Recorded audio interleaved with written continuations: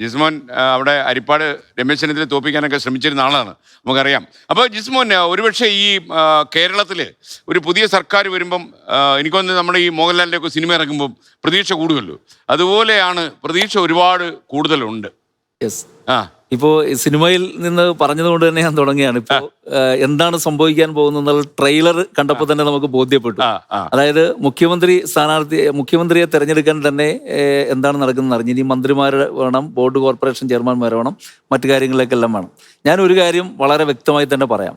കേരളത്തിൽ ഉമ്മൻചാണ്ടി സർക്കാർ അധികാരം വിട്ടൊഴിയുമ്പോൾ 3000 കോടി രൂപയുടെ ബാധ്യതയായിരുന്നു. ഇപ്പോൾ LDF ഗവൺമെൻറ് ഞങ്ങൾ 10 വർഷം കഴിഞ്ഞ് അധികാരത്തിൽ നിന്ന് ഒഴിയുന്ന സമയത്ത് നേരത്തെ ഇവിടെ വസീഫ് പറഞ്ഞ പോലെ തന്നെ 6000 കോടി രൂപ നമ്മുടെ ഖജനാവിനകത്തുണ്ട്. സതീശൻ ഈ പറയുന്ന തരത്തിൽ എല്ലാ സ്ഥലങ്ങളിലും നുണ പറയുന്ന ആളാണ്. സതീശൻ പറയുന്ന കാര്യങ്ങളെല്ലാം വളരെ പെട്ടെന്ന് ആളുകളെ തെറ്റിദ്ധരിപ്പിക്കുന്നതിന് വേണ്ടിയിട്ട് പരിശ്രമിക്കുന്ന ആളാണ്. കേരളത്തിൻ്റെ കിഫ്ബി പദ്ധതിയിലൂടെയുള്ള വരുമാനം ഇത് മലർപ്പൊടിക്കാരൻ്റെ സ്വപ്നമാണെന്ന് പറഞ്ഞു, ഇത് ഊതി വീർപ്പിച്ച ബലൂണാണെന്ന് പറഞ്ഞു, നടക്കാൻ പോകുന്നില്ല എന്ന് പറഞ്ഞു.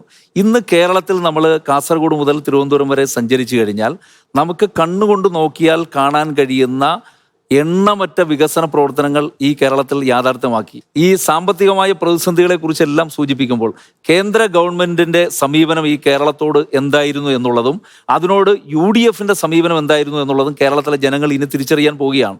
കേരളത്തെ സാമ്പത്തികമായി ഞെരുക്കുമ്പോൾ അതിന് 19 MP പോയിരുന്ന് കേന്ദ്ര ഗവൺമെന്റിനെ കൈയടിച്ചുകൊണ്ടിരുന്ന ഒരു സാഹചര്യം ഉണ്ടായിരുന്നു. ഞങ്ങൾ ആവശ്യപ്പെട്ടതാണ്, കേരളത്തിന് വേണ്ടി നമുക്ക് ഒരുമിച്ച് സമരം ചെയ്യാം, ഒരുമിച്ച് നമുക്ക് കേരളത്തിന്റെ വികസനത്തിൽ മുന്നോട്ട് പോകാം എന്ന് പറഞ്ഞപ്പോൾ അതിനെ തള്ളിക്കൊണ്ട്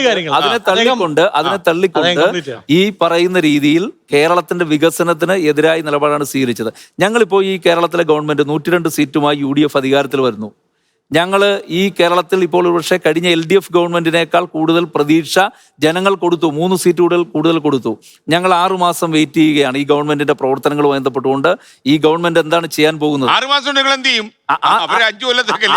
6 മാസത്തേക്ക് ഈ ഗവൺമെന്റ് നടത്തുന്ന പ്രവർത്തനങ്ങൾ ഒരുപക്ഷെ വരാൻ പോകുന്ന 5 വർഷത്തിന്റെ സൂചികയായിരിക്കും.